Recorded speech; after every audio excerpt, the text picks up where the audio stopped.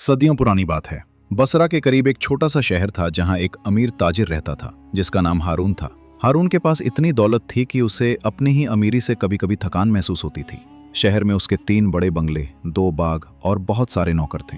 हारून अक्सर सफर करता था, लेकिन हमेशा अकेला। उसका यकीन किसी पर भी नहीं था। उसे लगता था कि हर इंसान उसकी दौलत का भूखान है। एक रात का वाकया है। हवा में हल्की सर्दी थी और आसमान पर बादल छाए हुए थे। हारून अपने नर्म और आलीशान महल के सामने टहल रहा था कि दूर से एक बूढ़ा आदमी बोझ उठाए उसकी तरफ आता नजर आया।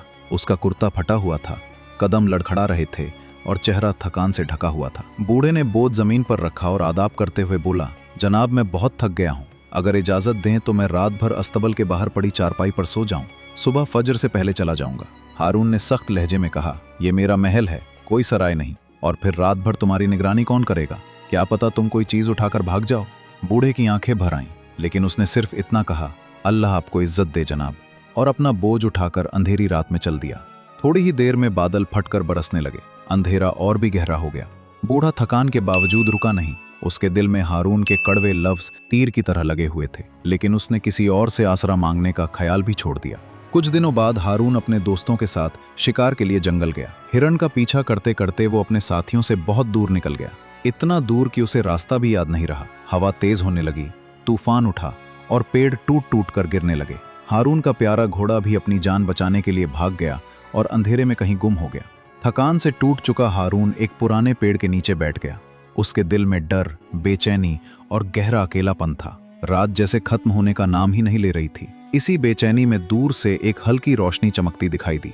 जैसे ही वो साया करीब आया तो वो एक नौजवान निकला। उसके चेहरे पर नरमी और मुस्कुराहट थी।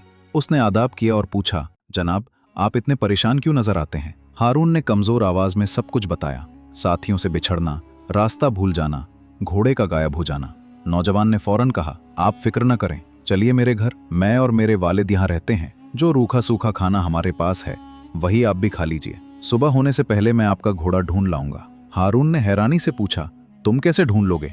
नौजवान मुस्कुराया, ये जंगल मेरा दोस्त है, इसका हर कोना जानता हूँ। झोपड़ी में पहुंचते ही नौजवान ने उसके सामने दूध का प्याला रख दिया। हारून ने पूछा, तुम्हारे पास कितनी बकरियां हैं? नौजवान बोला, सिर्फ एक, और वालिद ने कहा है कि आज का दूध सिर्फ मेहमान का हक है। हारून के दिल में अनोखी नरमी उतरने लगी।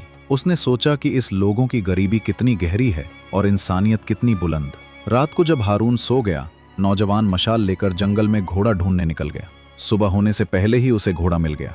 उसकी बूढ़ी माँ ने घोड़े को दाना पानी दिया ताकि मेहमान की खिदमत पूरी हो सके। फजर के समय जब हारून उठा तो उसने देखा कि उसका घोड़ा सही सलामत खड़ा है और नौजवान उसके सामने अदब से खामोश खड़ा है। हारून दिल से प्रभावित हो गया। फिर उसकी मुलाकात नौजवान के बेहद बूढ़े वालिद से कराई गई।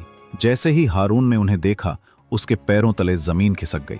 ये वही बूढ़ा था, वही बूढ़ा जो कुछ दिन पहले उसके महल के बाहर एक रात की पनाह मांग रहा था, जिसे उसने चोर तक कह दिया था। हारून के होश उड़ गए।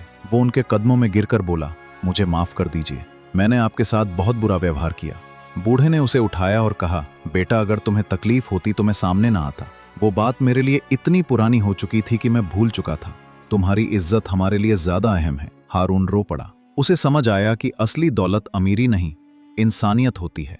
इस घटना के बाद हारून बदल गया। जिससे डरता था अब उसकी मदद करता था, मेहमान को इज्जत देता था, मुसाफिर को पनाह देता था, गरीब को सहारा देता था। कहानी का सबक यही है कि इंसान की पहचान उसकी दौलत से नहीं, उसके बर्ताव से होती है। इंसानियत ही सबसे बड़ी दौलत है।